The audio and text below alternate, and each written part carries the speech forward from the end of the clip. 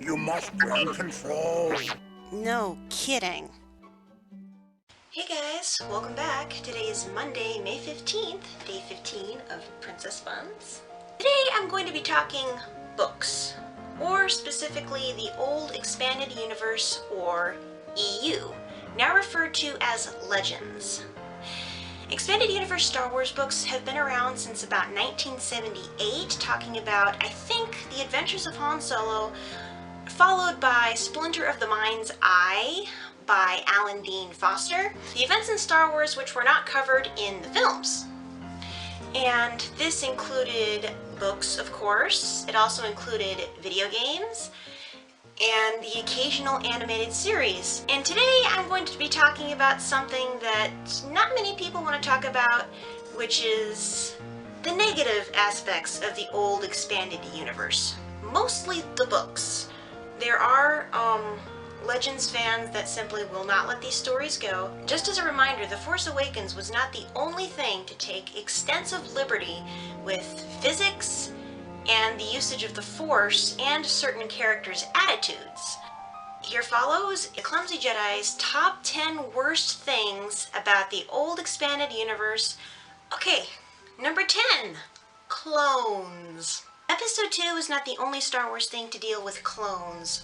Long before the script for Episode 2 was even conceived of, there were clones. I believe the first place that clones were mentioned was in the Hand of Thrawn trilogy by Timothy Zahn, and it involved clones of both an ancient Jedi Master who turned into a super crazy old man and a clone of Luke made from his hand that had fallen down through Cloud City. Apparently someone retrieved it and used his DNA to make a clone.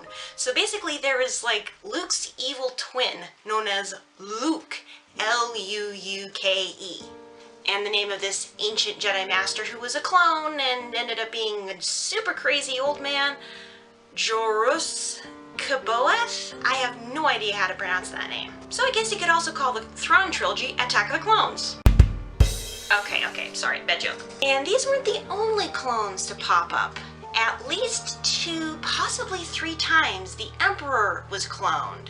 Hello? People talk about resurrecting dead characters? This was almost worse than Darth Maul being brought back even after he'd been cut in half. When is enough enough? How many times do you have to resurrect a dead character before he's finally dead? Like, okay, is he dead now? Did we finally get all his clones? Are you sure? No? Okay, we gotta kill him again. Number 9, overpowered, untrained individuals.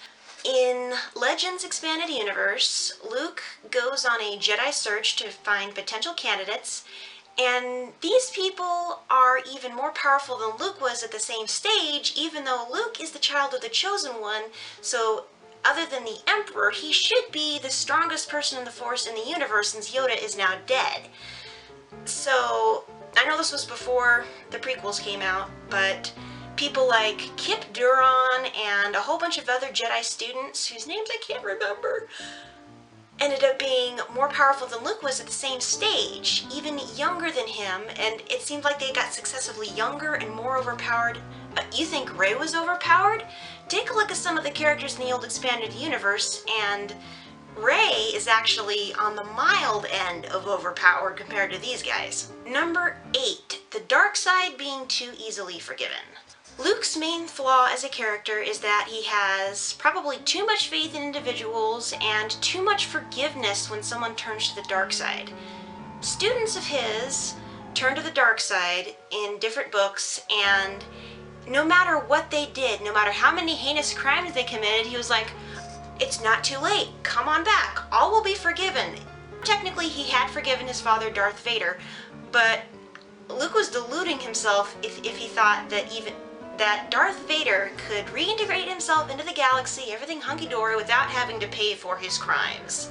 If those individuals who had committed atrocities, even if they were possessed by a dark side spirit, that kind of came into play a lot in the video games and in certain books. But even that, they should not be forgiven that easily. Bad actions have to have consequences, period. Number 7, the super weapon of the week. If you guys thought Starkiller Base was bad, there were at least 2 or possibly 3 other super weapons that had enough power to destroy an entire planet or planets or an entire solar system. Case in point, the Sun Crusher, which the aforementioned Kip Duron found in the Jedi Search trilogy. The more you go along, it's like, okay, this is meant to destroy another planet. Oh no, there's another one. This is meant to destroy a planet. Oh no, it's another one. And of course, Centerpoint Station, which a kid was able to control even though it was sort of accidental? Are you kidding me? Starkiller Base was on the mild form of, oh no, it's another Death Star. Number 6, the Yuzon Vong War, and especially how it was resolved.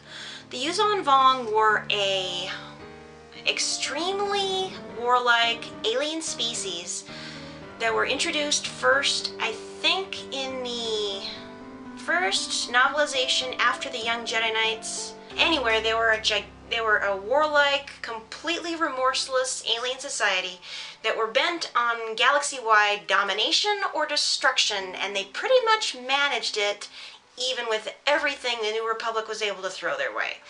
They either destroyed or terraformed countless worlds and countless billions. The war seemed to be completely unable to win, and after all that, they call a truce. Okay, that's just weird. Number 5 is Salamari.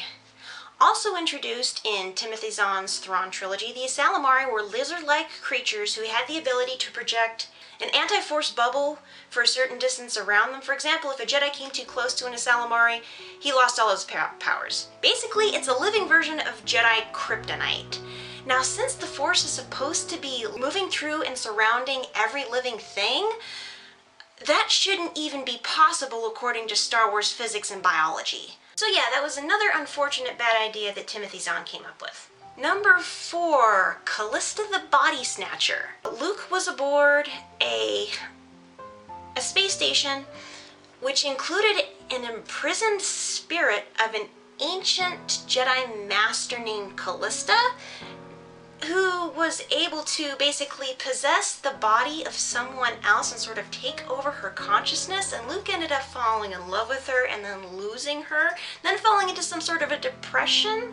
That is straight up bizarre. Callista is another character I don't miss in the least. And plus, Luke falling in love with the Body Snatcher?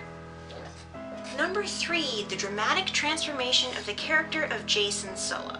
In case you didn't know, Jacen and Jaina Solo were the twin children of Han Solo and Princess Leia, and they were both extremely force sensitive and what was called precocious at a very young age, so showing way more abilities than Luke and Leia did, presumably at that age, becoming very powerful Jedi in their own rights. In the Young Jedi Knights series and in books before that, Jacen Solo had established his reputation as someone who told a lot of bad jokes and someone who had a great empathy with animals. Unfortunately, after the Young Jedi Knight series, his character got completely twisted around, ended up being captured, tortured, fathering a child, and then turning completely wacko dark side. People talk about Ben Solo stabbing Han through the chest. Well, Jacen Solo developed this humongous delusion in which he thought it was necessary to murder his aunt, Mara Jade. For the longest time, Luke thought someone else did it and did a whole bunch of out-of-character things in the process of looking for the killer. And then finally, who ends up killing Jacen Solo? Spoiler alert, his twin sister, Jaina. Ugh! Now, if that's not tragedy, I don't know what is. That's just dreadful. Number 2, the death of Chewbacca.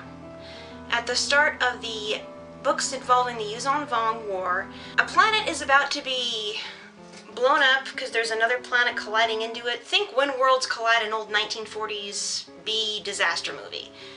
This is what's happening. The Millennium Falcon is trying to evacuate everyone, and at the very, very last minute, the youngest Solo child, Anakin, I wonder who he was named after, was basically tossed aboard the Millennium Falcon by Chewbacca, who stayed behind and self-sacrificed and was crushed by a moon. Afterward, Han Han Solo sank into a very deep depression and became a drunk.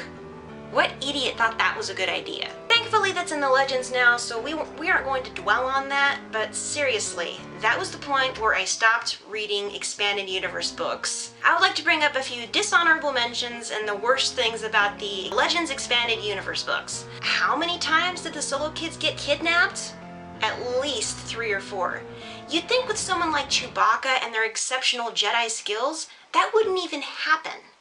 I mean, once is fairly believable. Twice is pushing the limits. 3, you're just getting ridiculous there. There's so many unpronounceable names. I mean, Joris Kaboath?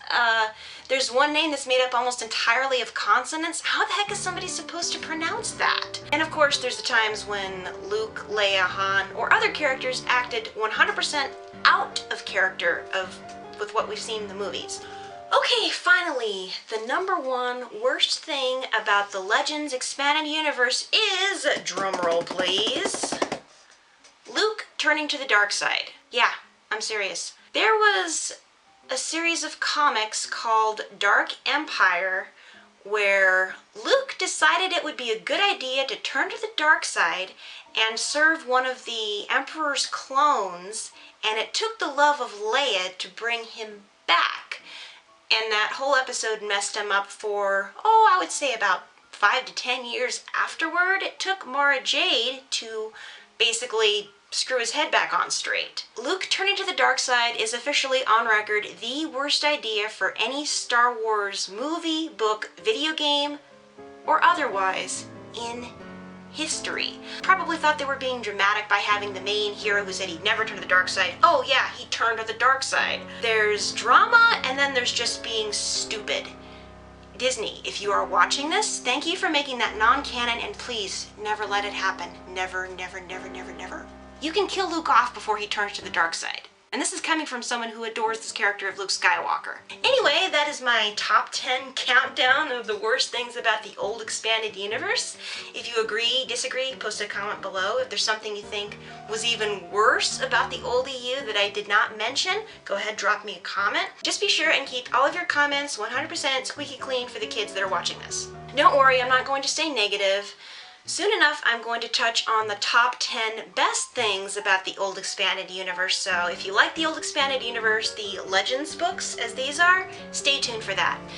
That's all for today. I hope to come back with a Star Wars book review later this week, but until then, this is the Clumsy Jedi signing off. Bye, guys!